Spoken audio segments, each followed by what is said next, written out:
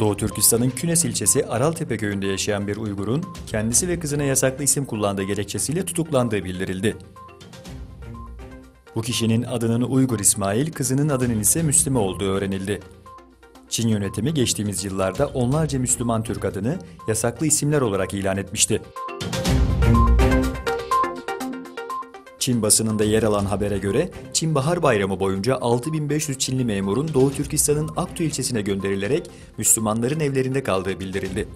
Çin sözde etnik akrabalık adı altında kültürel asimilasyon yapıyor ve Uygur ve diğer Müslümanların günlük yaşamını takip altına alıyor.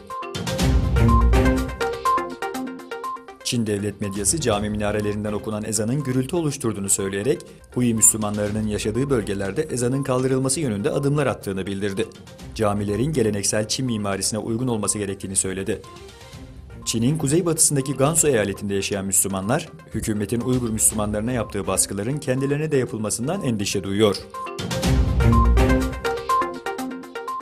Arjantin donanmasına ait bir sahil güvenlik botu, yasa dışı balık avcılığı yaptığı gerekçesiyle Çin bayraklı bir gemiye ateş açtı. Arjantin donanması Çin balıkçı gemisinin Arjantin'in ekonomik sularında olduğunu açıkladı. Arjantin sahil güvenliği 2016 yılında kendi karasularına giren bir Çin balıkçı gemisini batırmıştı.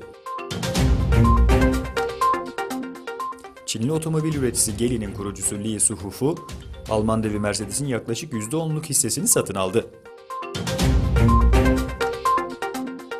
AB Dış İlişkiler ve Güvenlik Yüksek Temsilcisi Mogherini, Kudüs Belediyesi'nin kiliseleri vergiye bağlama planına ilişkin, Kudüs 3 din içinde kutsal bir kent dedi.